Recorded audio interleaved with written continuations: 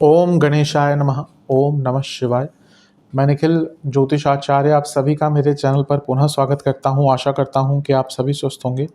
महादेव की कृपा आप सभी पर सदैव बनी रहे। ये वीडियो सिंह यानी कि लियो के लिए बहुत विशेष है, क्योंकि वीडियो है राहु देवता के राशि परिवर्तन के बारे में। राहु महाराज एक बहुत लंबे अंतराल के बाद 1.5 साल के बाद राशि परिवर्तन कर रहे हैं और आपके अष्टम भाव में जहाँ गोचर कर रहे थे उसको छोड़कर सप्तम भाव में प्रवेश कर जाएंगे। राहु एक बहुत ही विशेष ग्रह है। उनको अगर कलयुग का राजा कहा जाए तो इसमें कुछ भी गलत नहीं होगा। वैसे तो नवग्रहों में राजा की उपाधि सूर्य देवता की है, जो सही भी है, लेकिन आज के टाइम में अगर कोई ग्रह सबसे बलशाली है तो वो केवल राहु ही है। राहु का बल या राहु की ताकत आप इस बात से समझ सकते हैं कि जो नवग्रहों के राजा हैं सूर्य, उन पर भी वो ग्रहण लगा सकते हैं। तो वो एक पराक्रम है, एक बल है राहु का कि नवग्रहों के राजा भी उनसे डरते हैं या एक प्रकार से उनसे ग्रहण प्राप्त करते हैं। तो ये समझाने की बात है। जो शास्त्रों में भी कहानियाँ लिखी गई है ना, वो ग्रहों के कारकत्व, ग्रहों के नेचर को समझाने के लिए बताई गई है। अगर हम शास्त्रों की बात करें, ज्योतिष के जो प्रमुख शास्त्र हैं उसमें राहु केतु का वर्णन बहुत ज़्यादा नहीं है, और जितना है अधिकतम जगहों पर नेगेटिव ही है, जो कि मेरे हिसाब से गलत है। जिन्होंने जब उस टाइम शास्त्र लिखे जाते थे तब राहु की बहुत प्रबलता भी नहीं थी, पर राहु केतु चेंजिंग प्लैनेट्स हैं या ऐसे प्लैनेट्स हैं जो ट्रांसफॉर्मेशन लाते हैं, और जैसे जैसे समय बढ़ता गया वैसे वैसे राहु की प्रधानता बढ़ती गई। क्यों? टेक्नोलॉजी, आईटी, खैर आईटी पर्टिकुलरली केतु के अंदर जाता है, पर एट अ ब्रॉडर पर्सपेक्ट वो राहु के अंदर ही आता है। अब जब हम जो भी टेक्नोलॉजी की बात करते हैं वो राहु है, पर जब हम डीप में जाते हैं तो आईटी, कंप्यूटर साइंसेस वो केतु के अधीन है। राहु, जैसे मैंने कहा, समय आगे बढ़ता गया तो राहु की प्रधानता बढ़ती गई। इंटरनेट, अब आज के टाइम में ऐसी क्या चीज़ है जो, या अधिकतम चीज़ें हम इंटरनेट पे बेस्ड ही करते हैं। कुछ टाइम के लिए अगर घर का इंटरनेट ख़राब हो जाता है तो सारी चीज़ें रुक जाती हैं। फ़ोन वगैरह में तो चलता रहता है, लेकिन जो लोग हाई स्पीड इंटरनेट जिनको चाहिए होता है उनका कुछ टाइम, या फिर अगर लेट्स से कि इंटरनेट कुछ टाइम के लिए रुक ही गया, सबका जीवन ठप पड़ जाता है। तो इंटरनेट का कारक कौन है? राहु। तो जैसे जैसे समय बदलता गया, बढ़ता गया, राहु की विशेषता बढ़ती गई। कलयुग को माया का युग कहा गया है। तो जैसे जैसे ये कलयुग आगे बढ़ता है वैसे वैसे राहु का भी जो प्रबलता है वो बढ़ती रहती है, क्योंकि राहु से बड़ी माया और राहु से बड़ा छल कोई नहीं कर सकता। इसीलिए आज के टाइम में राहु बहुत इंपॉर्टेंट है। राहु और केतु कार्मिक ग्रह हैं। ये ऐसे ग्रह हैं जो पिछले जन्म से सीधा कनेक्ट करते हैं व्यक्ति को। आपकी कुंडली में राहु जहाँ पर बैठा है, केतु जहाँ पर बैठा है, वो बहुत कुछ दिखाता है। राहु, खैर ये बहुत बड़ा टॉपिक है, लेकिन राहु जहाँ बैठे हैं वो एक डिसकंटेंटमेंट दिखाते हैं, और केतु जहाँ बैठे हैं दिखाते हैं कि वो व्यक्ति ने उस चीज़ का इतना पान कर लिया कि उसको अब उसकी इच्छा ही नहीं रही। तो ये राहु केतु बहुत बड़ा टॉपिक है, अपने आप में बहुत विशाल है। जैसे मैंने कहा, शास्त्रीय जो प्रमुख ग्रंथ है, पराशर होरा शास्त्र कह लीजिए, बृहद जातकम कह लीजिए, यवन जातकम कह लीजिए, बाकी उसमें बहुत विवरण नहीं है, लेकिन नाड़ी शास्त्रों में और बहुत बहुत जो साउथ इंडिया में बुक्स लिखी गई है उनमें बहुत विवरण है। फिर बाकी जैसे जैसे समय आगे बढ़ता गया कई ज्योतिषज्ञों ने भी अपना उस पर एक विवेचन किया है जो बहुत सही भी है। इसलिए राहु केतु बहुत इंपॉर्टेंट ग्रह हैं। राहु केवल सर है और केतु धड़ है। स्वरभानु एक राक्षस थे, बहुत लंबी कहानी, सब कई लोगों को पता भी होगा। तो उनका हिस्सा बने अलग अलग, राहु जहाँ सर रह गए, केतु धड़ रह गए। इसलिए राहु के पास केवल सर है नहीं कि वो दिमागी काम है। राहु थॉट प्रोसेस है, राहु नेवर एंडिंग इमेजिनेशन है। इसलिए जिनका राहु बहुत प्रबल होता है ना, वो बहुत क्रिएटिव भी होते हैं और बहुत अनकन्वेंशनल भी होते हैं। अगर unconventional, out of the box चीज़ों का कोई कारक है तो राहु। आप देख लीजिए, कोई व्यक्ति जो कुछ हटके करता है, अलग से करता है, भीड़ से हटकर खड़ा होता है, उसका राहु प्रबल होता है। तो राहु बहुत विशेष है, पर राहु नेगेटिव नहीं है, ये मेरा कहने का तात्पर्य है। मैंने अभी कहा कि राहु का सर है, केवल धड़ नहीं है, लेकिन जब राहु देवता की पूजा होती है, जब भी हम अनुष्ठान करते हैं, मैं भी अपने अनुष्ठान केंद्र पर कई बार नवग्रहों की पूजा करता हूँ क्लाइंट्स के लिए, तो उसमें भी अगर आप देखें ना, तो राहु देवता की जो मूर्ति है उसमें एक वरद मुद्रा है, यानी कि वो वर दे रहे हैं, और ये शास्त्र उल्लेखित है कि ऐसी ही उनकी प्रतिमा है, यानी कि उनके पास भी पूरा वर देने की क्षमता है। और यकीन मानिए आज के टाइम में जो ग्रह सबसे तेज मॉनेटरी गेन्स, भौतिक जीवन में गेन्स, भोग, लग्जरीज दे सकता है, वो एक तो शुक्र है और उसके बाद राहु है। लेकिन राहु की जो इंटेंसिटी है वो बहुत तेज है। रातों रात अगर कुछ चीज़ें व्यक्ति को मिलती है, रातों रात फेम, रातों रात मनी, वो राहु ही देता है। वो हमेशा एक क्वेश्चनेबल चीज़ होती है कि क्या वो सस्टेन होती है। यूजुअली मैंने देखा है कि नहीं। अगर राहु, हाँ ये भी कंडीशनल है, राहु कभी कभी रातों रात सक्सेस देते हैं। कुछ लोगों के पास वो सक्सेस आती है और वो उसको कुछ ही टाइम में खो देते हैं। कई ऐसे लोग आपने देखे होंगे, सोशल मीडिया पे पॉपुलर होते हैं या कहीं और पॉपुलर होते हैं, एकदम नाम बन गया, मीडिया हाउसेस पीछे पड़े हैं 6 महीने के लिए, फिर कुछ टाइम बाद वो धूमिल हो जाते हैं। कुछ लोग होते हैं उनको टाइम, वो मौका मिलता है, फिर वो कंसिस्टेंसी रखते हैं। तो वो सारी चीज़ें कुंडली पर डिपेंड करती हैं। पर राहु कैपेबिलिटी है आपको रातों रात सक्सेस देने के लिए, बहुत जल्दी सक्सेस देने के लिए, बहुत जल्दी फेम देने के लिए। आज के टाइम में, आज से लेट्स से कि 10-15 साल बाद हम जिस प्लेटफॉर्म पे बात कर रहे हैं, यूट्यूब, किसने सोचा था कि वो इतना बड़ा बन जाएगा और लोग अपने छोटे से माध्यम से वहाँ से बैठकर बहुत बड़ा नाम कर लेंगे।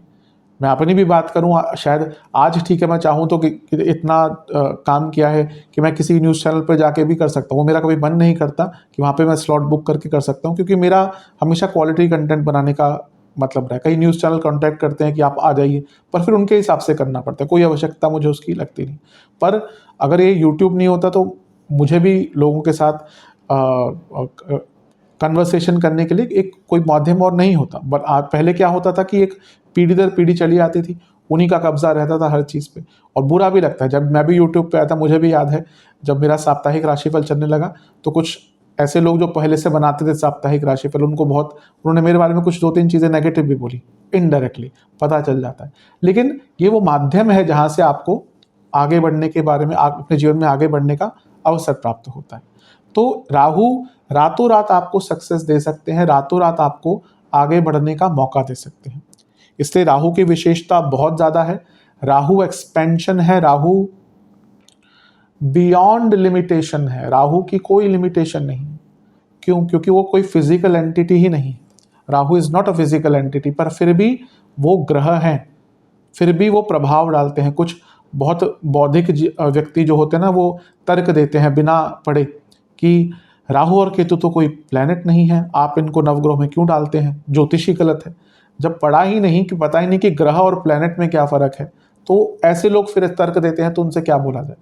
ग्रह का जो शाब्दिक अर्थ है या ग्रह का जो अर्थ है, जैसे मैं कई बार कहता हूँ संस्कृत में कई अर्थ निकलते हैं, तो ग्रह का एक अर्थ ये भी होता है जो चीज़ ग्रहित करता है, ग्रसित करता है, ग्रहण प्रभाव डालता है। इसी कारण से राहु केतु को ग्रह, ऐसे तो सूर्य और चंद्रमा भी कोई ग्रह नहीं है। सूर्य एक स्टार है, वहीं चंद्रमा एक सैटेलाइट है, सबको पता है, पर उनका प्रभाव है, इसलिए उनको नवग्रह में उपाधि दी गई है। तो राहु एक बहुत अलग ग्रह है, लेकिन वो छाया ग्रह है। जैसे मैंने कहा, वो फिजिकल एंटिटी नहीं है, इससे जब वो कुछ देने पे आते हैं तो बियॉन्ड लिमिटेशंस वो चीज़ों को दे जाते हैं। अगर कुछ कारकत्वों की बात करें राहु की, बहुत सारे हैं वैसे तो, लेकिन अनकन्वेंशनल, नॉर्मल से हटकर, out of the box, social media, internet, foreign संबंधित जितने भी चीज़ें हैं, इंटरनेट, एविएशन, इन्फेक्शंस, लालच, फेम, नाटक, मैनिपुलेशन, डिप्लोमेसी, ये सब बहुत इंपॉर्टेंट होते हैं। आप किसी भी अच्छे व्यक्ति को देख लीजिए, बहुत अच्छा डिप्लोमेट है, बहुत अच्छी डिप्लोमेसी आती है, मैनिपुलेट करता है लोगों को, उसका राहु बहुत स्ट्रांग होता है। तो राहु, सडन गेन्स, ये सब राहु के, मैंने कहा कि पता ही नहीं चलता कहाँ से लाभ प्राप्त हो जाता है। तो ये सारी चीज़ें राहु के अधीन हैं। राहु की क्या कोई राशियां हैं? नहीं राशि, ये एक ज्योतिष का विवादास्पद टॉपिक है। ज्योतिष में कई ऐसी चीज़ें हैं जो विवादास्पद हैं, कुछ का कुछ मत है, कुछ का कुछ मत है, क्योंकि ये विद्या है। मैं हमेशा कहता हूँ ये विज्ञान नहीं है, एक विद्या है। जितने भी लोग इसको पढ़ते हैं, समझते हैं, आगे बढ़ते हैं, उनकी अपनी अपनी एक थ्योरी होती है, अपनी अपनी एक विवेचन होता है।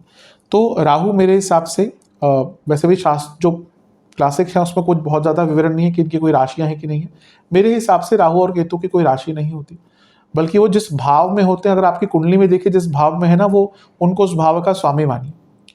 और वैसे ही गोचर में जब वो जिस भाव में जा रहे हैं उस भाव का स्वामित्व हट लेते हैं और उस भाव को अपना ही बना लेते हैं। उनकी दो दृष्टियां भी है राहु की।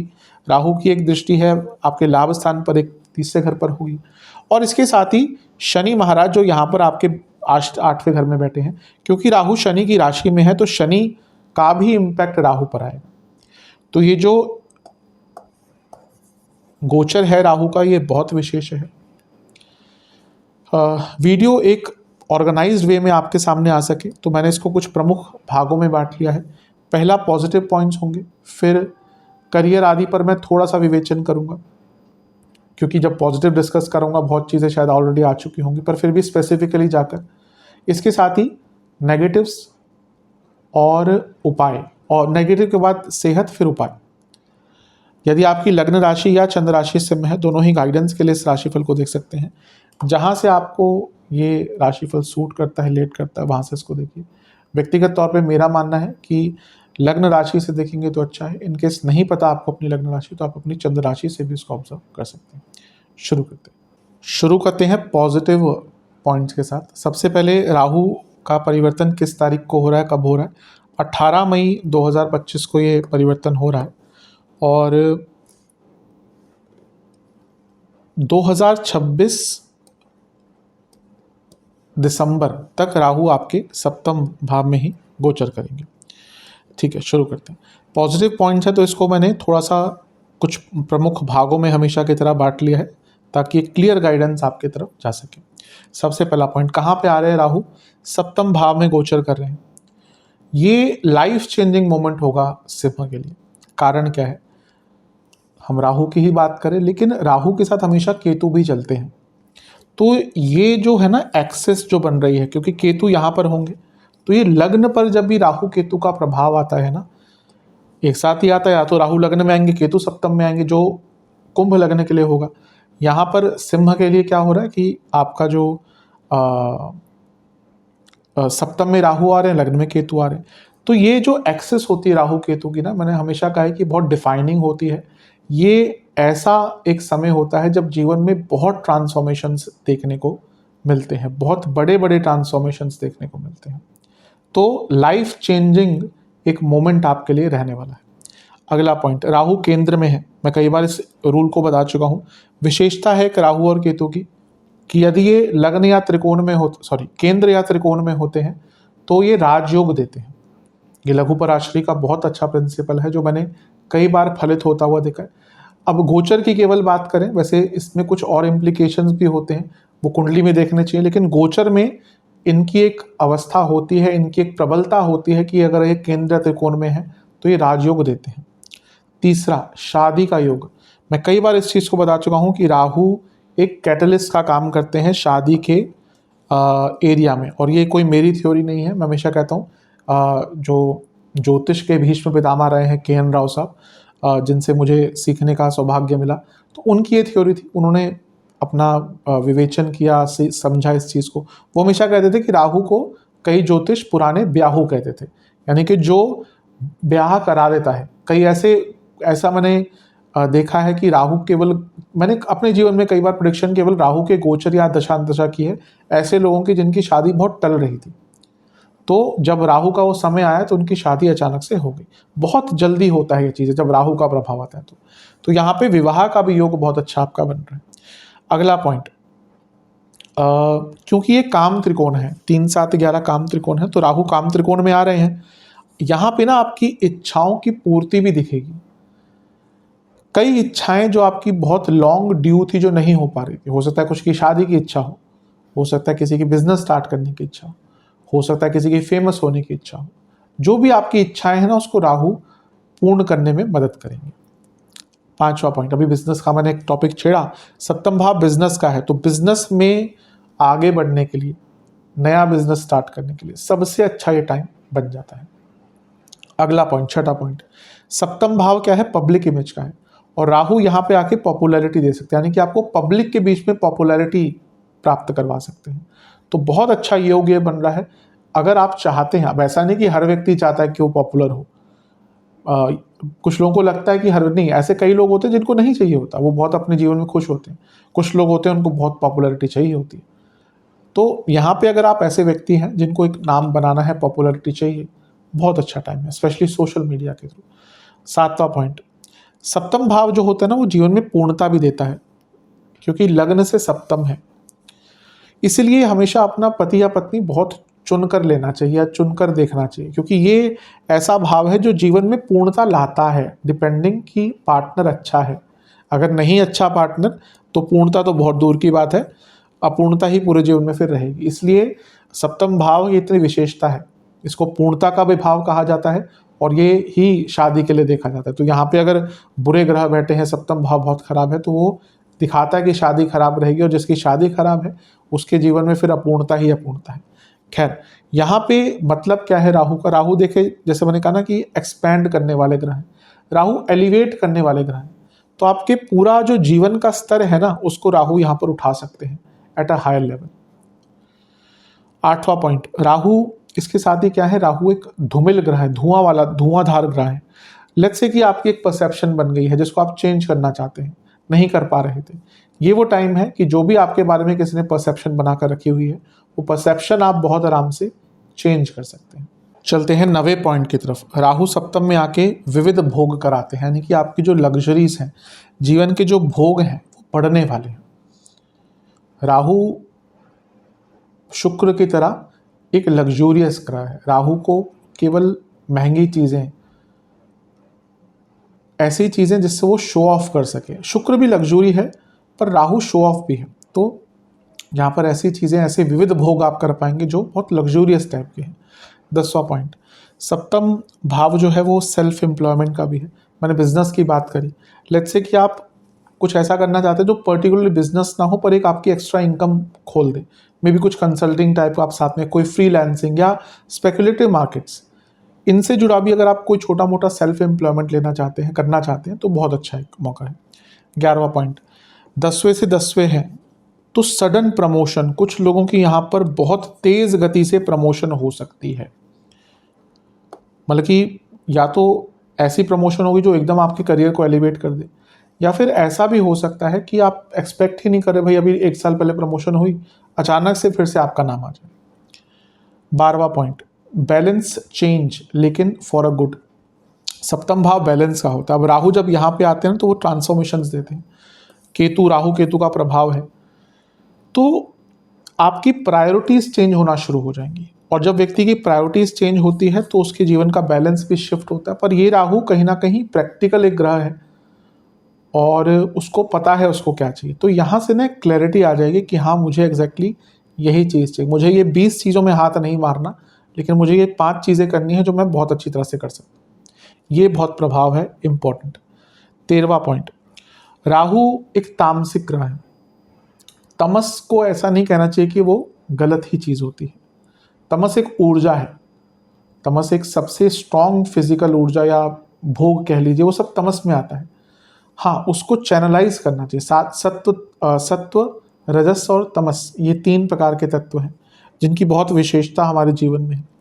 तो तमस डजंट मीन कि वो बुरा ही है, पर हाँ, सप्तम में जब आ रहे हैं ना राहु, तो वो आपके जीवन के जो दिखावे हैं उनको बढ़ाने वाले, यानी कि आप अब दिखावे पे बहुत खर्चा करेंगे। और यूजुअली दिखावे पर खर्चा वही करता है जिसके पास अच्छा खासा पैसा होता है, कुछ सोशल मीडिया इन्फ्लुएंसर्स को छोड़कर। क्योंकि कई ऐसे भी लोग होते हैं उनके पास बहुत ज़्यादा होता नहीं है कुछ, लेकिन वो दिखाने के लिए आजकल तो, क्योंकि देखो हर व्यक्ति ही सेलिब्रिटी बन रहा है। कोई भी आप ऑनलाइन देखिए, हर वक्त सेलिब्रिटी है। शुरू नहीं किया चाहे अपना करियर, सीधा सेलिब्रिटी बन जाते हैं। बड़ी बड़ी गाड़ियाँ सारी किराए पे आती हैं, सब कुछ आता है, सबको पता है। लेकिन उनकी बात मैं नहीं कर रहा यहाँ पे। अगर आपके पास पैसा है रियल में, तो आप एकदम उसका शो ऑफ करेंगे, जो ठीक है, व्यक्ति पर्सन टू पर्सन चेंज होता रहता है, लेकिन यहाँ पे दिख रहा है कि आप बहुत दिखावे वाला जीवन जीना शुरू कर देंगे, यानी कि अपने जीवन के जो भोग हैं उनको लोगों को दिखाना शुरू कर देंगे। 14th पॉइंट, 14वां पॉइंट, आपके पति या पत्नी की जो इनकम है बढ़ेगी। ये सप्तम भाव पति या पत्नी का भी होता है, तो घर में पैसा यानी कि बढ़ने वाला है। 15वां पॉइंट, अचानक से आपको विदेश के ट्रैवल का भी मौका प्राप्त हो सकता है। सप्तम भाव भी विदेश ट्रैवल दिखाता है, पर ये लॉन्ग टर्म नहीं दिखाता, ये शॉर्ट टर्म विदेश ट्रैवल दिखाता है। लेकिन क्योंकि यहाँ पे राहु आ गए तो ये दिखाता है कि आपका एक अचानक से अगर आपका मन था या इच्छा थी या कोई काम था विदेश का जो नहीं हो पा रहा था, उसके लिए ट्रैवल करना था, अब वो आप कर सकते हैं। 16वां पॉइंट, सप्तम भाव आपके ओपोनेंट्स का भी होता है। ये पर्टिकुलरली शत्रुओं का है छठा भाव, कंफ्यूज नहीं करना चाहिए। सप्तम भाव आपके ओपोनेंट्स का है। कभी कभी दोनों सेम भी होते हैं, लेकिन जरूरी नहीं कि आपके सारे शत्रु आपके सारे ओपोनेंट्स आपके शत्रु ही हों। तो यहाँ पे आपके जो भी ओपोनेंट्स हैं जीवन में ना, उनको आप डिसीव कर सकते हैं। तो ये डिसीविंग की कला कहाँ से आती है? राहु से आती है, तो उनको डिसीव कर पाएंगे। चलते हैं 17वें पॉइंट की तरफ। राहु क्या है? राहु मैनिपुलेशन है। तो सप्तम में जब राहु है तो आपका बिजनेस हो या आपकी पब्लिक डीलिंग्स हो, उसमें आप बहुत मैनिपुलेटिव हो सकते हैं और आपकी जो मैनिपुलेटिव पावर्स हैं वो बहुत काम करेंगे। और ऑब्वियसली ये चीज़ बहुत काम आती है आज के टाइम। तो बिजनेस में, पब्लिक डीलिंग्स में, पब्लिक लाइफ में आपकी जो मैनिपुलेशन पावर है बढ़ जाएगी। 18वां point, sudden social media fame. मैंने पहले पॉपुलैरिटी की बात करी थी, पर यहाँ पे क्योंकि हम सप्तम की बात करें और राहु की बात करें, तो sudden social media, internet fame आपको प्राप्त हो सकती है। कई बार कंसल्टेशन में भी बस क्वेश्चन आते हैं कि क्या मैं अपना इंस्टाग्राम, यूट्यूब वगैरह स्टार्ट कर सकता हूँ या कर सकती हूँ। तो ये वो टाइम है जब आपको राहु का साथ मिलेगा। कई लोग होते हैं जब राहु की दशा अंतर आती है तो उसमें इन सब चीज़ों में जाते ही हैं, अदरवाइज राहु के गोचर से भी ये प्रभाव बहुत दिखता है। तो यहाँ पे आप अवश्य उन चीज़ों में बढ़ सकते हैं। 19वां पॉइंट, विदेश में शादी। मैंने शादी की बात करी। कुछ लोगों का ना प्लान ही होता है कि विदेश में शादी करें। स्पेशली कुछ एरियाज़ है हमारे कंट्री में जो चाहते हैं कि विदेश में ही शादी उनकी हो जाए। तो अगर आप चाहते हैं कि विदेश में शादी हो तो ये 18 महीने का टाइम ऐसा है जब बहुत आराम से रिश्ता भी प्राप्त होगा और शादी होकर आप शायद चले भी जाएं, क्योंकि विदेश जाने का योग भी यहाँ पर बनता है। 20वां पॉइंट, विदेश से संबंधित डीलिंग्स, बिजनेस हो या अदरवाइज हो, आपको विदेश से संबंधित कई चीज़ों में काम करने का, इंडल्ज रहने का, इन्वॉल्व रहने का मौका मिलेगा। 21वां पॉइंट, नई पार्टनरशिप्स। अब इसको बिजनेस में भी कहिए, अदरवाइज भी कहिए, आपको जीवन में नई पार्टनरशिप्स करने का मौका मिलेगा। मैंने शादी की बात भी करी, वो भी पार्टनरशिप ही एक प्रकार की। तो यहाँ पे नई पार्टनरशिप्स में इंडल्ज होने का मौका मिलेगा। 22वां पॉइंट, नई सोशल लाइफ। आप देखेंगे आपका सोशल स्ट्रक्चर, सोशल लाइफ भी बदलना शुरू हो जाएगी। नए प्रकार के मित्र, नई प्रकार की पूरी एक सोशल आपका अंडरस्टैंडिंग पड़ने वाली है, होने वाली है। 23वां पॉइंट, विदेश में सेटलमेंट। कारण क्या है? चौथे से चौथा भाव। चौथा भाव बहुत इंपॉर्टेंट। विदेश जाने के तो बहुत योग होते हैं, लेकिन सेटल हो पाएंगे उसके कुछ बहुत प्रमुख योग होते हैं। तो उसमें चौथे घर का इन्वॉल्वमेंट देखा ही जाता है, या लग्न का बहुत स्ट्रॉन्ग इन्वॉल्वमेंट, या फिर कुछ वर्ग कुंडलियाँ भी हैं। खैर, यहाँ पे वो क्योंकि चौथे से चौथे भाव में बैठे हैं तो विदेश में सेटलमेंट का योग आपका बहुत स्ट्रॉन्ग बन जाता है। 24वां पॉइंट, सप्तम भाव जो है वो 10वें से 10वां भाव है। ये सूक्ष्म कर्म स्थान है, यानी कि आपके जीवन में रोल्स चेंज होने वाले हैं, रिस्पॉन्सिबिलिटी चेंज होने वाली है, और आप अपने जीवन के रोल्स को, कर्म को, कामों को, हर एरिया को बहुत सूक्ष्मता से समझ पाएंगे और उन पर काम कर पाएंगे। नुआंसेस कहते हैं ना, कि किसी भी चीज़ के नुआंसेस को जानना, एकदम उसके हर चीज़ को अंडरस्टैंड करना, वो यहाँ पे आप बहुत आराम से कर पाएंगे और अलग दृष्टिकोण से।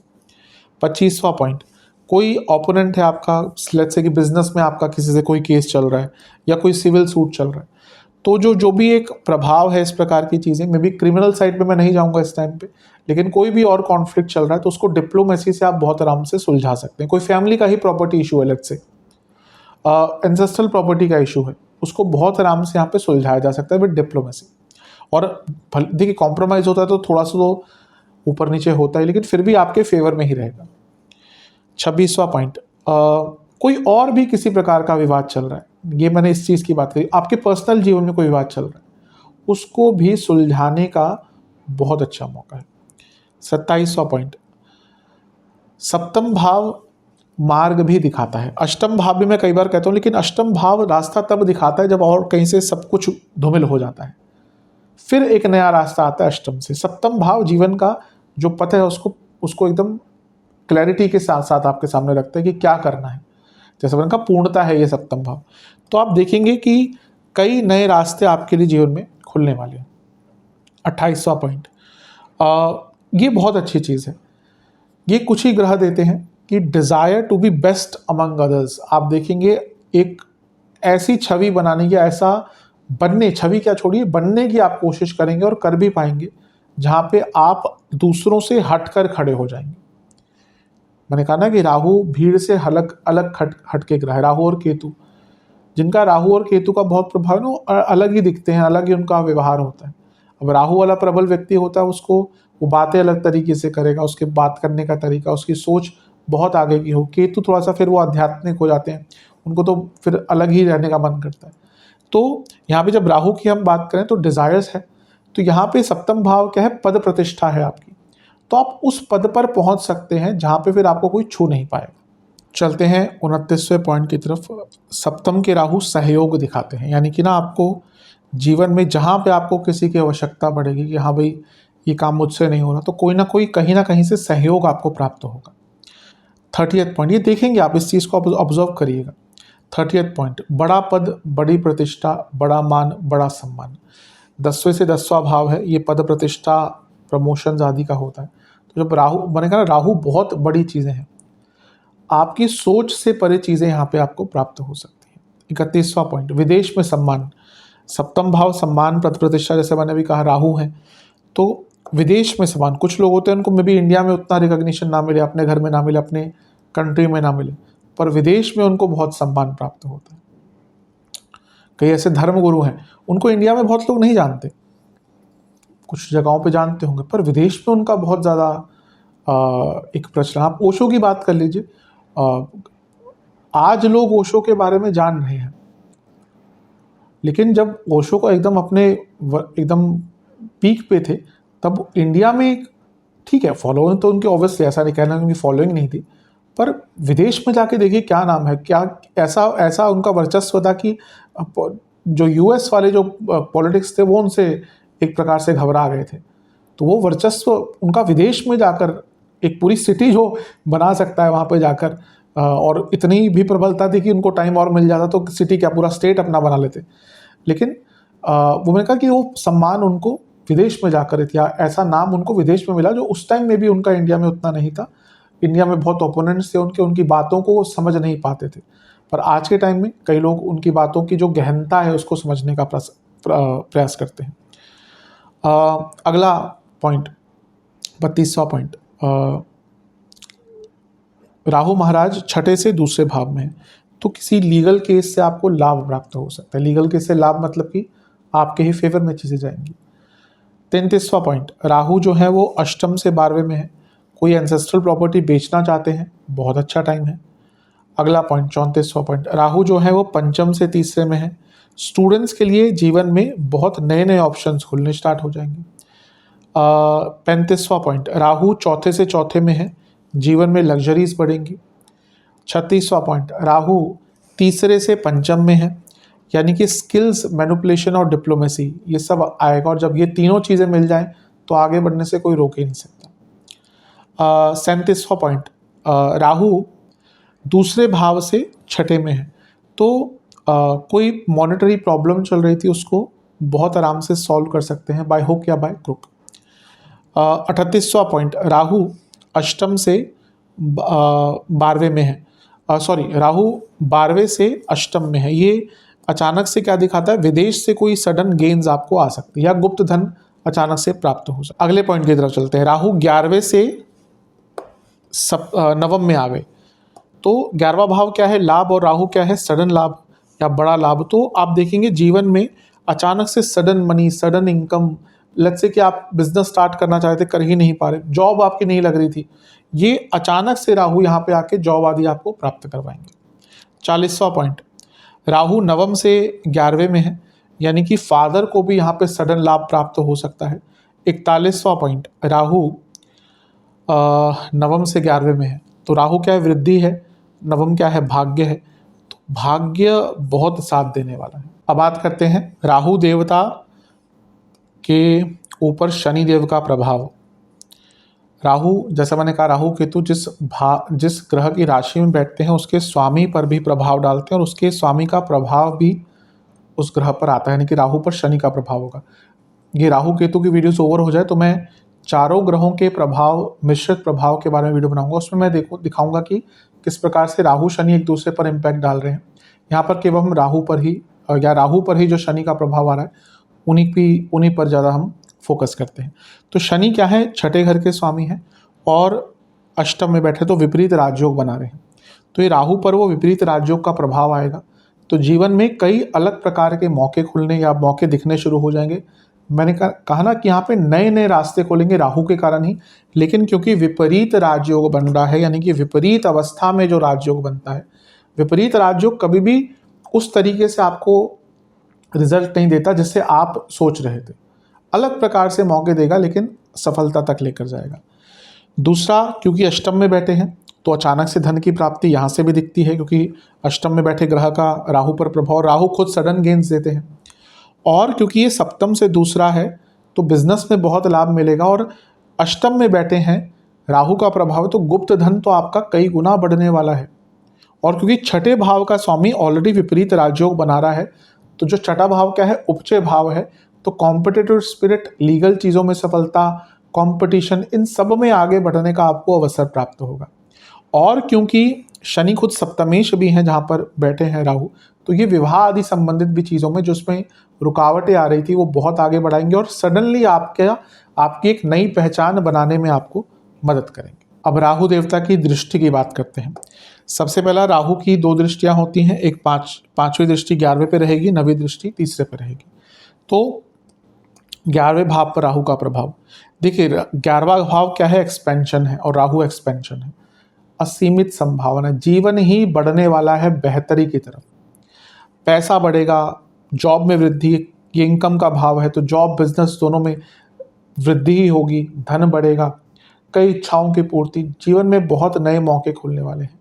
जीवन में इस प्रकार की चीज़ें आपको प्राप्त होंगी जो आपने खुद नहीं सोची होंगी। तो सिंह के लिए तो बहुत गोल्डन मोमेंट है। और जैसे मैंने कहा कि राहु पर शनि का प्रभाव भी है, तो अष्टम भाव के स्वामी, अष्टम भाव में बैठे हैं शनि, तो अचानक से अष्टम का जब 11वें से मिलन हो गया तो अचानक से पैसा आएगा। और छठे घर के स्वामी भी है शनि, यानी कि लीगल चीज़ें में सफलता। आपका कोई पैसा फंसा हुआ था, कोई प्रॉपर्टी फंस गई थी, अब करोड़ों की प्रॉपर्टी ली है, केस चल रहा है, हो गए 4-5 साल, क्या करोगे उस करोड़ों का। तो यहाँ पे बहुत चांसेस हैं कि जो भी आपकी लीगल चीज़ें फंसी हुई हैं, लीगल काम फंसे हुए हैं, पैसा फंसा हुआ है, कहीं पे पैसा रुक गया है, वो वापस आएगा, नए सोर्स खोलेंगे इनकम के। जीवन को देखने की जो आपकी एबिलिटी है वो एक्सपेंड होने वाली है। जो बड़ी सोच रखता है वही सफल हो सकता है। छोटी सोच के साथ कोई व्यक्ति, ठीक है, भाग्य आदि साथ देगा तो अलग चीज़ है, लेकिन जो अपने कर्मों पे थोड़ा सा भाग्य का साथ भले ही मिले, लेकिन अपने कर्मों और अपने स्किल से आगे बढ़ता है, उसकी सोच अवश्य बड़ी होती है। बिना बड़ी सोच के आगे नहीं बढ़ा जा सकता। तो यहाँ पे सोच बड़ी होगी, जीवन का विस्तार होगा। इच्छाओं का भाव है, कई इच्छाएं यहाँ पे पूरी होंगी। राहु का एक प्रभाव तीसरे घर पर है, यानी कि कम्युनिकेशन इम्प्रूव होगी। आप बहुत मैनिपुलेटिव, जैसे मैंने कहा तीसरे घर पे है तो आपकी कम्युनिकेशन में मैनिपुलेटिव, डिसीव कर पाएंगे, डिप्लोमेसी ला पाएंगे, नई चीज़ें सीख पाएंगे, यात्राएं बहुत होंगी, विदेश यात्राएं बहुत होंगी। एक साहस रहेगा आपके अंदर कि मैं ये कर सकता हूँ। Risk management, risk taking and then risk management, ये भी बहुत अच्छी तरह से कर पाएंगे। और एक प्रकार से तीसरा भाव जीवन को बदलने की क्षमता रखता है अपने दम पर। तो आप कई ऐसे डिसीजन लेंगे जो मे भी शुरू में मुश्किल लगे, लेकिन आगे चलकर यही डिसीजंस आपको बहुत आगे लेकर जाएंगे। और ये 3, 7, 11 जो काम त्रिकोण का एक्टिवेशन है, ये बता रहा है कि जीवन में ऐसी कई इच्छाएं जो आपकी अधूरी रह गई थी वो यहाँ पर पूर्ण होंगी। चलते हैं करियर की तरफ। करियर के लिए तो बहुत अच्छा है। सबसे पहले तो मैंने शुरू में ही बताया था कि 10वें से 10वें में है, तो कई लोगों के सडन प्रमोशन, सडन एलिवेशन उनको मिलेगा अपने करियर में। ऐसे रोल्स और रिस्पॉन्सिबिलिटी बहुत बदलेंगी, ऐसे नए रोल्स मिलेंगे जो आपको अपने करियर में आगे बढ़ने में मदद करेंगे। राहु का एक प्रभाव 11वें घर पर है जो 10वें से दूसरा है, तो करियर में वृद्धि दिखाता है और पैसा कई गुना बढ़ेगा। करियर अगर यहाँ पे थोड़ी सी सपोर्टिंग दशा, अंतरदशा है ना, करियर ये वो टाइम होता है जब आप बहुत तेज़ ग्रो करते हैं। मैंने कई बार देखा है कि राहु के गोचर में अगर अच्छा समय है, दशा अच्छी है, तो कई बार 18 महीने में व्यक्ति की 2 बार प्रमोशन हो जाती है।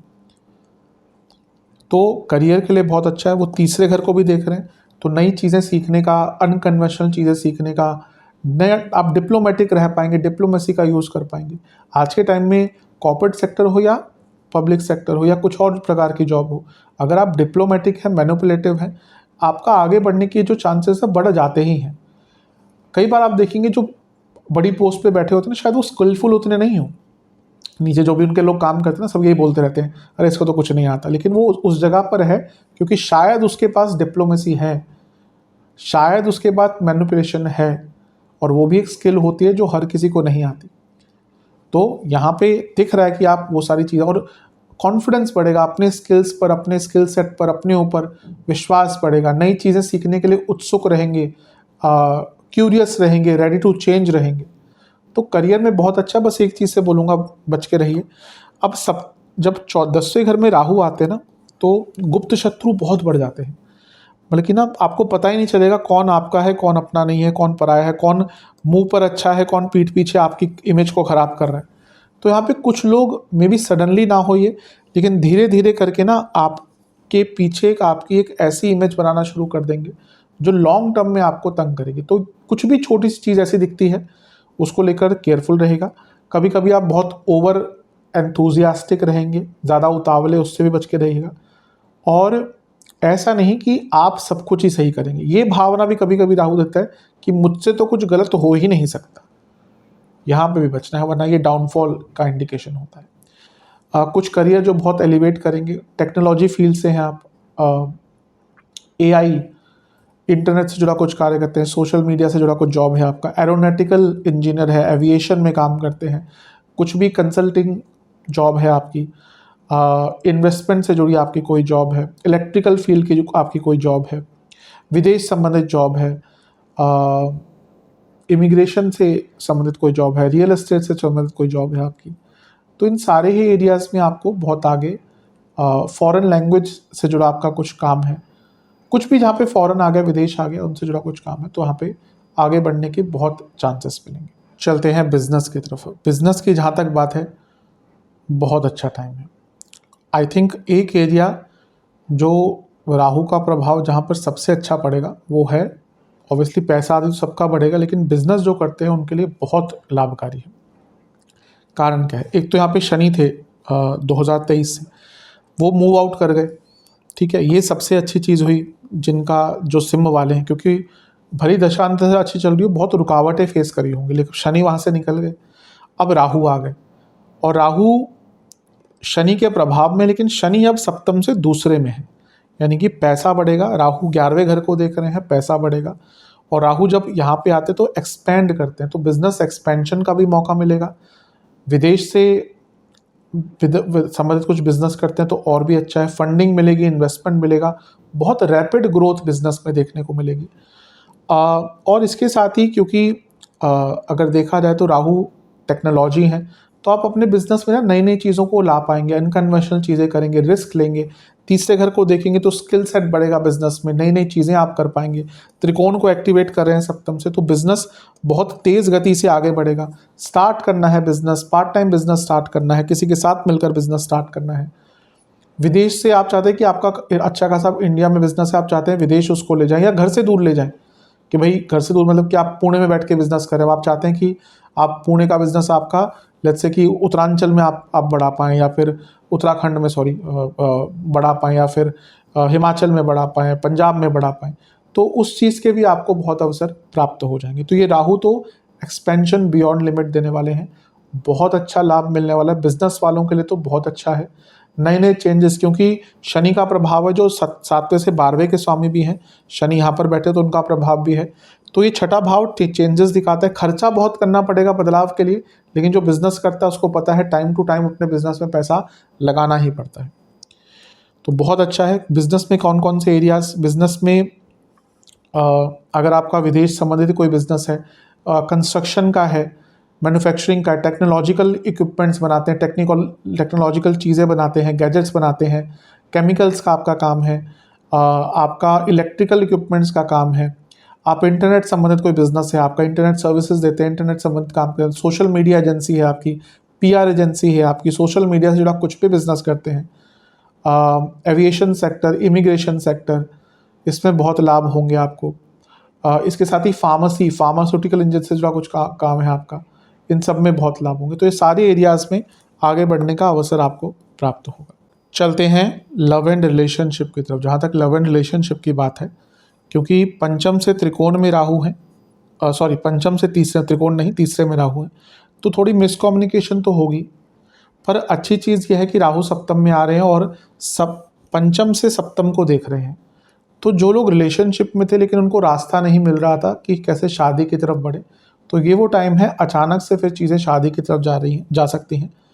पंचम से 11वें पर भी राहु का प्रभाव, यानी कि रिलेशनशिप का लाभ, और एक प्रकार से देखें तो रिलेशनशिप को आगे बढ़ाने का मौका प्राप्त होगा। तो मेरे हिसाब से अगर आप रिलेशनशिप में हैं और अब बहुत टाइम से आप चाहते थे कि चीज़ें आगे बढ़ें, रिलेशनशिप अगले स्तर पर पहुँचे लेकिन नहीं पहुँच रहा था, शादी की तरफ नहीं बढ़ रहा था, तो ये सबसे अच्छा टाइम है जब चीज़ें उस तरफ बढ़ सकती हैं। बस कम्युनिकेशन पर ध्यान दीजिएगा, पंचम से तीसरे में है, ऐसी फालतू की चीज़ों पर डिस्कशन हुआ करेगी ना, या आर्ग्यूमेंट्स होंगे जिसकी कोई आवश्यकता नहीं। तो इन चीज़ों से अपने आप को दूर रखिए। अदरवाइज़ देखा जाए तो समय आपका रिलेशनशिप के लिए ठीक ही है, बल्कि जैसा मैंने कहा रिलेशनशिप से अगर विवाह की तरफ बढ़ना है तो काफ़ी अच्छा। इवन जो लोग रिलेशनशिप में आना भी चाहते हैं, कई लोग बार होता है कि बात हो रही है, रिलेशनशिप नहीं स्टार्ट हो रहा, क्योंकि पूरी पंचम से 11वें को देखेंगे और पंचम से सप्तम को। ठीक है, शादी की अलग बात है, लेकिन एक रिलेशनशिप की पूर्णता भी दिखाता है। तो कई ऐसे कपल्स होते हैं जो बातचीत करते लेकिन फिर भी एक कमिटमेंट में नहीं आते। ये वो टाइम है जब आप कमिटमेंट की तरफ आ सकते हैं। वैवाहिक जीवन की बात करते हैं। वैवाहिक जीवन के लिए राहु कोई बहुत अच्छा प्रभाव नहीं देते। जहाँ एक और शादी कराने के लिए बहुत अच्छा रोल है उनका, लेकिन वैवाहिक जीवन के लिए राहु का रोल कोई बहुत अच्छा नहीं है।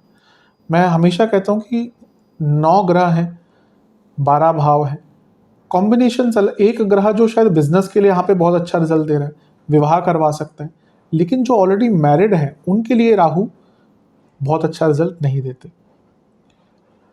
तो अब शनि छोड़ के गए हैं अभी, तो कुछ लोगों ना लगा होगा कि मार्च के बाद से चीज़ें बेटर हो रही हैं, पर वो एक कुछ टेम्परेरी रिलीफ था। जैसे ही राहु यहाँ पे आएंगे तो बहुत प्रॉब्लम स्टार्ट हो जाएंगी। राहु डिस्कंटेंटमेंट लाते हैं, तो ना ये वो टाइम होता है जब अपना पार्टनर अच्छा नहीं लगने लगता, दूसरी तरफ ध्यान जाता है। इंटीमेसी के इशू कह लीजिए, डिस्कंटेंटमेंट कह लीजिए, ट्रस्ट इश्यूज़ कह लीजिए, कमिटमेंट इश्यूज़ कह लीजिए, एक दूसरे को समझ ना पाना, दूसरों की तरफ आकर्षण होना, दूसरों लोगों का इन्वॉल्वमेंट होना, ये सब बहुत बढ़ जाता है। और दोनों ही साइड से ऐसा नहीं सोचना चाहिए कि कभी कभी ना केवल पुरुषों को ही बहुत बदनाम कर दिया जाता है। मैं क्योंकि इस एरिया में हूँ और जहाँ पे सबसे बात करने का मौका मिलता है, तो मैंने देखा है कि दोनों ही साइड से है। ऐसा नहीं है कि पुरुष ही ये चीटिंग करते हैं या एक ही तरफ से होता है, दोनों तरफ से ये चीज़ें देखी जाती हैं। तो यहाँ पर एक्स्ट्रा मैरिटल अफेयर्स हो, दूसरी तरफ ध्यान हो, चीटिंग हो, ये सब बढ़ने वाला है और इसका एक obviously negative impact married life पर आएगा। मैरिड लाइफ के लिए बहुत अच्छा, हाँ आपके पति पत्नी की इनकम बढ़ सकती, सब कुछ ठीक है, लेकिन मैरिड लाइफ में डिसकंटेंटमेंट, मैं ये नहीं कह रहा कि ये सेपरेट ही कर देंगे, राहु को पर्टिकुलरली सेपरेटर नहीं मानना चाहिए। केतु का काम है वो, शनि का काम है, बाकी कुछ चीज़ें हैं बहुत देखनी पड़ता है। जैसे मंगल दोष लड़ाई झगड़ा करवाएगा, लेकिन जरूरी नहीं कि सेपरेशन उसी से हो, देखना पड़ता है कि और क्या चीज़ें। वैसे ही राहु पर्टिकुलरली सेपरेट नहीं कराएगा, लेकिन प्रॉब्लम क्रिएट करेगा। अब अगर कुंडली ऐसी है कि सेपरेशन का योग है, दशा भी ऐसी चल रही है, तो फिर ये उस साइड में लेकर जा सकता है। पर मैरिड लाइफ में प्रॉब्लम्स तो बहुत क्रिएट करने वाले हैं। विद्यार्थियों की तरफ चलते हैं। बहुत अच्छा है विद्यार्थियों के लिए। सबसे पहले तो राहु 11वें घर को देख रहे हैं जो पंचम से सप्तम है, यानी कि बहुत नए मौके, बहुत चीज़ें जो पूरी नहीं हो रही थी उसमें पूर्णता आएगी। राहु जो है वो शनि के प्रभाव को भी लिए हैं क्योंकि उनकी राशि में है। मैंने हमेशा कहा राहु केतु डिस्पोज अपने जो जिस भी भाव या जिस भी राशि में बैठते हैं उसके स्वामी का भी प्रभाव देते हैं। तो क्योंकि वो छठे भाव के स्वामी के प्रभाव में है, यानी कि कॉम्पिटिशन्स और वो पंचम से सप्तम को यानी कि उसकी पूर्णता को देखते हैं तो कॉम्पिटिशन्स में सफलता, और पंचम से 11वें को देख रहे हैं यानी कि अचानक से बहुत लाभ प्राप्त होंगे। पंचम से तीसरे में बैठे यानी कि आप बाय हुक या बाय क्रुक कुछ भी कर कर आप बहुत आगे बढ़ पाएंगे अपने जीवन में। तो ये राहु की प्रधानता बहुत अच्छी है क्योंकि वो पंचम से सप्तम को देख रहे हैं। तो अगर आप विदेश भी जाना चाहते थे एज अ स्टूडेंट, और क्योंकि इनडायरेक्ट योग है तो ये स्पेशली उनके लिए बहुत अच्छा है जिनके काम नहीं बन रहे थे। लेट्स से कि आपने वीज़ा अप्लाई किया हुआ है, सब कुछ हो गया लेकिन वीज़ा रिजेक्ट हो गया किसी कारण से, तो यहाँ पे आपके जो अधूरे काम थे वो पूर्ण हो सकते हैं। मैं ये पर्टिकुलरली राहु यहाँ पे डायरेक्टली कोई प्रभाव नहीं डाल रहे, लेकिन उन लोगों के लिए जिनके विदेश के, लेट्स से आप चाहते थे कि विदेश में जा पाए लेकिन नहीं लाभ मिल रहे थे, तो यहाँ पर वो लाभ आपको प्राप्त हो सकता है। अब चलते हैं नेगेटिव पॉइंट्स की तरफ। सबसे पहला, ये पति या पत्नी की सेहत के लिए भी अच्छा नहीं होता। राहु जब सप्तम में है तो ये आपके पति या पत्नी की सेहत के लिए अच्छे नहीं है। दूसरा, व्याभिचार, जो मैंने अभी खैर सबने नहीं देखा होगा लेकिन मैरिड लाइफ के सेक्शन में मैंने बताया, तो यहाँ पे ना दूसरों के प्रति, दूसरे लोगों के प्रति, मैरिड लाइफ हो या फिर रिलेशनशिप हो, थोड़ा सा मन भागता है। तीसरा पॉइंट या अगला पॉइंट, ये जो सप्तम है ना, ये मारक भाव है, मृत्यु का भाव नहीं, मारक भाव है। तो यहाँ पे जब राहु आते हैं, जब कोई क्रूर ग्रह आता है तो मृत्यु तुल्य कष्ट देता है, यानी कि सेहत आदि की प्रॉब्लम्स दे सकता है। चौथा पॉइंट या अगला पॉइंट, कामातुर, बहुत काम वासना बढ़ती है सप्तम के राहु की, तो वो काम वासना, और सबसे स्ट्रॉन्ग अगर कोई अर्जेस होती है तो सेक्सुअल अर्जेस काम वासना ही होती है। बड़े बड़े ऋषि मुनि अपनी काम वासनाओं को कंट्रोल नहीं कर पाए, तो उस पर ध्यान दीजिएगा। मैरिड लाइफ में प्रॉब्लम्स आएंगी। अगला पॉइंट, आप बहुत रिस्क लेना शुरू कर देंगे ना, और ये भी कभी कभी दिक्कत देता है। बहुत सारे चेंजेस एक साथ लाना, ये भी दिक्कत देगा, आप करेंगे ऐसा। अगला पॉइंट, राहु तमस है जैसा मैंने कहा, और सप्तम भाव डिज़ायर्स है, अनकंट्रोलेबल, ऐसे डिज़ायर जो नॉर्मल से बहुत हटके हैं, परवर्जन, ये सब चीज़ें भी बढ़ सकती हैं, तो इस पर भी कंट्रोल करना है। अगला पॉइंट, जैसा मैंने थोड़ा सा अंकित किया था कि झूठे आरोप लग सकते हैं आपके ऊपर, बहुत ध्यान दीजिएगा। ऑफिस पॉलिटिक्स भयंकर होगी, बहुत ध्यान दीजिए। और ये ऑफिस पॉलिटिक्स खतरनाक होगी क्योंकि आपको पता ही नहीं चलेगा कौन है जो ये सब कुछ कर रहा है एग्जैक्टली। यहाँ पे कई बार मैं भी एक चीज़ यूज़ करता हूँ कि करेगा कोई भरेगा कोई। आप देखेंगे इसमें किसी ऐसी चीज़ में आप फंस जाएंगे जिसमें काम किसी और का होगा, कार्यस्थानी किसी और की होगी, फंसेंगे आप। केयरफुल रहिएगा। मिसकम्युनिकेशन बहुत होंगे, तीसरे घर पर प्रभाव है, तो जहाँ एक और आपका डिप्लोमेसी आदि बढ़ेगी, वहीं पे कई लोगों से मिसकम्युनिकेशन भी हो सकते हैं, स्पेशली अगर बुध कुंडली में खराब है तो। भाई बहन से संबंध बिगड़ सकते हैं। चौथे से चौथे में तो घर में ईगो क्लैशेस, सुपीरियरिटी के कारण जो चीज़ें होती हैं कि मैं ही सब कुछ हूँ। बहुत शोइज्म में जाएंगे कुछ लोग, बहुत ज़्यादा। कभी कभी इससे भी क्या होता है ना कि लोग आपसे दूर होना शुरू हो जाते हैं। कुछ लोग की आदत होती है, पैसा उनके पास आ गया, हर चीज़ में अरे तुम्हारे पास तो कुछ भी नहीं है, ये देखो मेरी गाड़ी क्या है। अब क्या है ना कि आप बार बार यही चीज़ें करेंगे ना तो जो वो लोग आपसे मिलना ही छोड़ देंगे, रख अपनी गाड़ी अपने पास। तो इससे भी बच के रहना है। लालच बहुत बढ़ेगा, बहुत लालच। राहु को रुकना नहीं आता। मैंने कई लोग देखे राहु प्रधान है, भाई मेरे पास ना एक ये अच्छी गाड़ी आ जाए एसयूवी, उसके बाद तो कोई दिक्कत नहीं। एसयूवी आई, अब एसयूवी मज़ा नहीं आ रहा, अब तो कोई लग्जरी गाड़ी होनी चाहिए, एकदम मर्सिडीज टाइप की। मर्सिडीज आ गई जी, चलो अब इसमें मज़ा नहीं आया, तो कोई बाहर से लाएंगे गाड़ी। कहाँ रुकना है वो राहु को पता नहीं चलता। तो ये लालच कभी कभी नेगेटिव साइड, एक और नेगेटिव साइड पे लेके जाता है। एक चीज़ जिससे बहुत बच कर रहिएगा, सबसे important one of the point है, स्कैंडल में फंसता है यहाँ पे व्यक्ति। सप्तम में जब राहु गोचर करते हैं, किसी बड़े स्कैंडल में फंस सकते हैं, बहुत केयरफुल रहेगा, बहुत केयरफुल।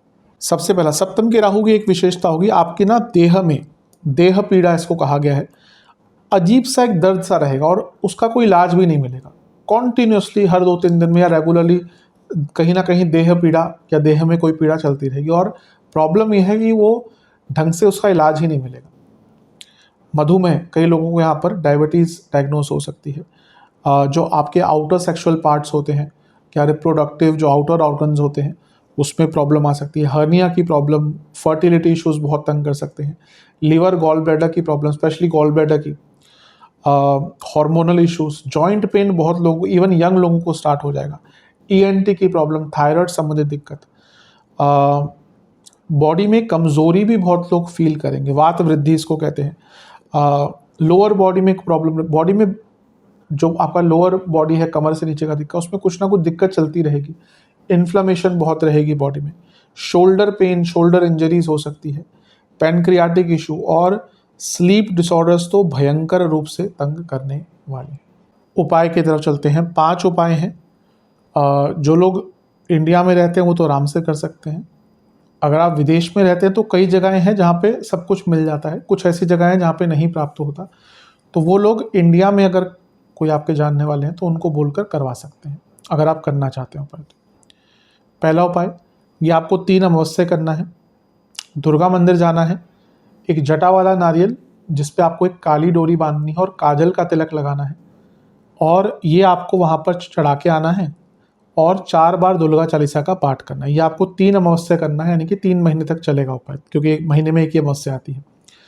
दूसरा उपाय, आपको ये 3 मंगलवार करना है। स्कंद देवता यानी कि कार्तिक जी, उनकी आपको आराधना करनी है, शिव मंदिर जाना है, उनका पंचामृत से अभिषेक करना है, फिर गंगा जल से अभिषेक करना है, और ओम सनातनाय नमः मंत्र का 108 बार जाप करना है, और उनको फलों का भोग लगाना है। नॉर्थ इंडिया में कार्तिक जी के अलग से मंदिर नहीं मिलते। साउथ इंडिया में जैसे आप जाते रहेंगे तो कई जगहों पे आपको, क्योंकि वहाँ पे उनकी बहुत ज़्यादा मान्यता है, तो उनकी अलग से कई मंदिर मिल जाते हैं। नॉर्थ इंडिया में हैं, बहुत कम है लेकिन। तो नॉर्थ इंडिया में जो अगर आप रहते हैं तो जैसे शिव परिवार है तो वहाँ पे तो कार्तिक जी मिल ही जाते हैं। तीसरा पॉइंट या तीसरा उपाय, ये आपको एक ही बार करना है। किसी भी एक अमावस्या को एक 4 मुखी सरसों के तेल का दिया लेना है, जिसमें कलौंजी और पीली सरसों के कुछ दाने डालने हैं, और इस दिए को जलाकर अर्पण कर कर काली मंदिर में बस छोड़ कर आ जाना है, और कुछ नहीं करना, ना ही बैठना है, ना कुछ करना है। चौथा पॉइंट, ये भी आपको एक ही बार करना है, किसी भी दिन कर सकते हैं लेकिन एक बार कर लीजिएगा। ओल्ड एज होम में कुछ आपको दान करना है। और 5वां पॉइंट, 4 पूर्णिमा करना है। आपको पंचामृत बनाना है, उसमें गुलाब जल डालना है, और साथ ही में उसमें आपको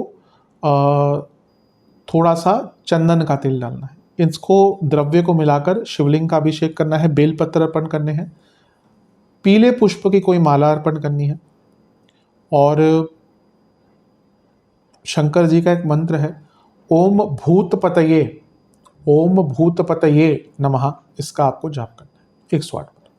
ये आपको 4 पूर्णिमा करना है। इन उपाय को करेंगे यदि पूरे श्रद्धा से तो बहुत अच्छे लाभ मिलेंगे। आशा करता हूँ वीडियो काम आएगी। चैनल पर नए हैं सब्सक्राइब कीजिए, वीडियो को लाइक कीजिए। मिलता हूँ अगली वीडियो में, तब तक के लिए ओम नमः शिवाय।